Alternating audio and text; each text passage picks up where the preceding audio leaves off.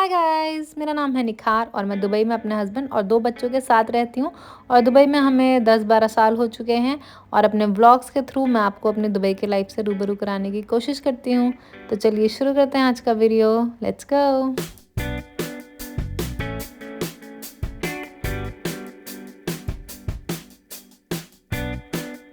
और आज मेरे दिन की शुरुआत हुई एक बहुत ही बढ़िया सरप्राइज़ से, जो कि बिल्कुल भी एक्सपेक्टेड नहीं था। और जैसे मैंने दरवाज़ा खोला तो मैंने तो डिलीवरी वाले को भी मना कर दिया। मैंने बोला हमारा नहीं होगा, किसी और का होगा, आप चेक कर लीजिए address. And he was so sure कि नहीं मैम आपका ही है। तो बहुत ही प्यारा लगा मुझे। ये पूरा डिफरेंट डिफरेंट फ्लावर्स का मल्टी कलर बुके।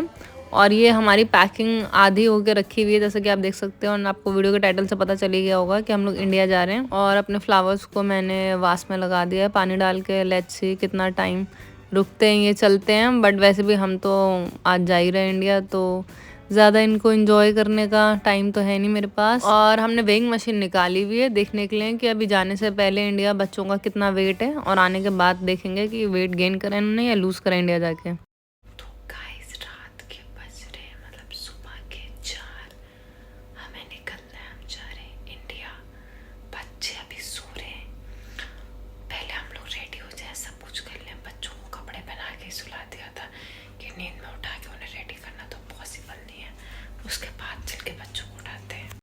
तो इसलिए हम लोगों ने घर की सफाई वगैरह नहीं करी है। कपड़ों का स्टैंड भी यहाँ डाल दिया है। और पीछे आप देख सकते हैं बच्चों के खिलौने सब कुछ ऐसे पड़ा हुआ है।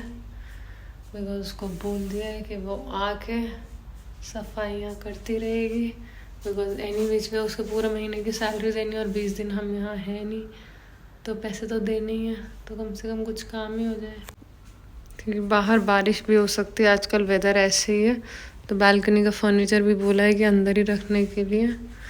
और हम लोग शायद अपने बेडरूम्स लॉक करेंगे, इसलिए फ़िलहाल यहाँ रखा है ताकि कपड़े सूख जाएं तो वो उठा के रख सके, प्रेस वगैरह कर सके। और फ्रिज ऑलमोस्ट पूरा खाली है।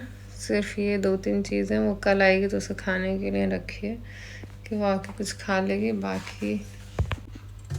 बाकी आप देख सकते हैं कोई फल सब्जी कुछ भी नहीं है। और घर की चाबी हमने अपनी हाउस हेल्प को दे दी है, क्योंकि आज रोज़ा था, तो उसने बोला कल आके बच्चे से पूरा क्लीन कर देगी, डीप क्लीनिंग एंड ऑल।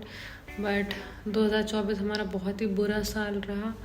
इतना नुकसान हुआ, फाइनेंशियल लॉस, फ्रॉड, वो बंदा भी कारपेंटर पैसे लेके भाग गया। तो let just hope, finger crossed कि अब ऐसा कुछ ना हो। और वैसे तो वो कंपनी से है, बट आजकल के ज़माने में कुछ कह नहीं सकते, तो होपफुली ऐसा कुछ नहीं होना चाहिए। और काफ़ी दिन से मैं इंस्टाग्राम पे देख रही थी, काफ़ी सारे लोग स्टोरीज डाल रहे थे, रील डाल रहे थे दुबई के वेदर को लेके कि बहुत फॉग और बहुत ही प्यारा ब्यूटीफुल वेदर है।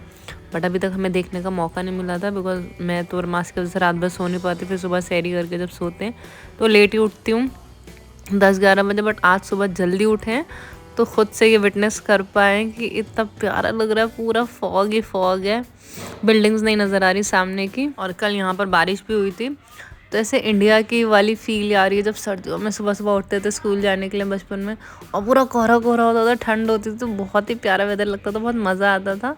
तो इतना अच्छा लग रहा है फॉग देख के। और अभी सुबह के 6 बज रहे हैं और आप देख सकते हैं रोशनी हो गई है और बहुत ज़्यादा कोहरा है। और मास तो ज़रा सी आवाज़ से ही उठ जाता है, तो मैं अब उसको वापस सुला रही हूँ कि बिकॉज अभी हमारी बहुत सारी चीज़ें रह गई हैं। लास्ट मिनट की जो पैकिंग है, टूथब्रश, चार्जर्स, नेबुलाइज़र, बहुत सारी चीज़ें हैं जो हमें अभी पैक करनी है। तो पहले हम फिलहाल अपनी सारी फुल एंड फाइनल पैकिंग कर लें। और हमारे पुराने वाले घर से तो 10 मिनट था एयरपोर्ट, बट यहाँ से ज़्यादा टाइम लगेगा और फॉग की वजह से शायद और ज़्यादा टाइम लगे। सो हम लोग रेडी हो चुके हैं, बस अब बच्चों को उठा रहे हैं और कैब बुक कर रहे हैं। बच्चों को तो कपड़े पहना के सुला दिया था, रेडी है। तो सुबह सब बच्चों को उठा रहे हैं और कैब बुक करनी है और बच्चों को सामान लेके नीचे जाना है। और दोनों बच्चों की अच्छी बात ये है कि रात को 3 बजे की फ़्लाइट हो या 4 बजे की, इनको उठाते हैं तो ये एकदम नॉर्मल बिहेव करते हैं, ऐसे क्रैंक के नहीं होते, रोना धोना नहीं मचाते, तंग नहीं करते। तो मिज़ैन भी आराम से उठ गई और मास तो वैसे ही उठ गया था। तो बस इन दोनों को जूते पहनाए, मिज़ैन को जैकेट पहनाई और हम लोग निकल गए। टैक्सी बुक कर ली थी। आप देख सकते हैं रास्ते में कि कितना ज़्यादा फॉग है, बट थैंकफुली हमारे पास इनफ टाइम है, तो कोई स्ट्रेस नहीं है कि लास्ट मिनट पे कुछ छूट रहा है या टाइम कम बचा है। तो बच्चों के साथ हम थोड़ा एक्स्ट्रा टाइम लेके ही चलते हैं। तो हमारी 10 बजे की फ़्लाइट थी, 3 घंटे पहले पहुंचना होता तो हमें 7 बजे पहुंचना था, बट हम 7:30 पे पहुंचे। बट फिर भी हमारा 15-20 मिनट में सब कुछ हो गया, बोर्डिंग पास भी मिल गया। आई डोंट नो, हमेशा ही ऐसा रहता है, हमारी किस्मत अच्छी है। तो हम पहले भी 2-3 बार जब इंडिया गए हैं तो इतनी जल्दी सब कुछ हो जाता है। यहाँ पर अच्छी बात है कि छोटी ट्रॉलीज़ मिलती हैं, तो आपको कुछ भी अपना केबिन लगेज कैरी वैरी नहीं करना पड़ता, बच्चों को आप बिठा सकते हो उसमें। और प्लस यहाँ पर बेबी स्ट्रॉलर्स मिलते हैं एयरपोर्ट पे फ्री में, दुबई में, आबू धाबी में। तो इस बार हम लोग इनके स्ट्रॉलर्स लेके नहीं जा रहे, बिकॉज इंडिया में कहाँ ही चलाएंगे, इंडिया में मतलब सिटीज़ उस तरीके से बिल्ट नहीं है कि स्ट्रॉलर फ्रेंडली हो। तो इसलिए हमने बोला अननेसेसरी लेके जाने का कोई फ़ायदा नहीं है। तो इस बार हम पहली बार ऐसे बिना स्ट्रॉलर के ट्रैवल कर रहे हैं इंडिया।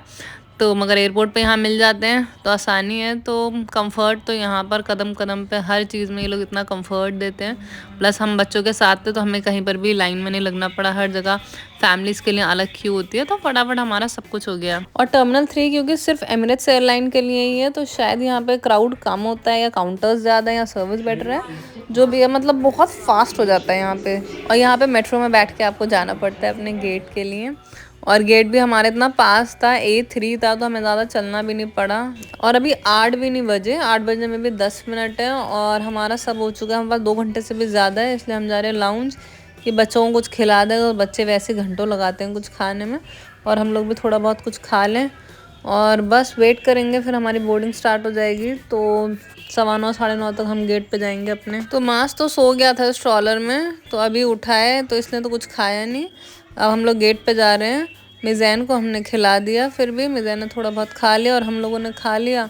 अब मास के लिए जो फ़्लाइट में से मिलेगा वही देखते हैं, उसी में से उसको कुछ खिलाना पड़ेगा। और हमारी फ़्लाइट 1 घंटे से ज़्यादा डिले थी, तो बहुत ही ज़्यादा पिस्ड ऑफ है अभी हम लोग। और उन्होंने हमें मेन्यू ला के दे दिया है, बच्चों को टॉयज़ ला के दे दिए। मतलब टाइम पास करे चले जा रहे हैं, मगर अभी तक फ़्लाइट ने टेक ऑफ नहीं करा है। पहले तो हम लोग को बहुत गुस्सा आया था कि एमिरेट्स में तो ऐसा कभी नहीं होता, एमिरेट्स वाले भी ऐसा करने लगे, क्या फ़ायदा हुआ एमिरेट्स बुक करने का।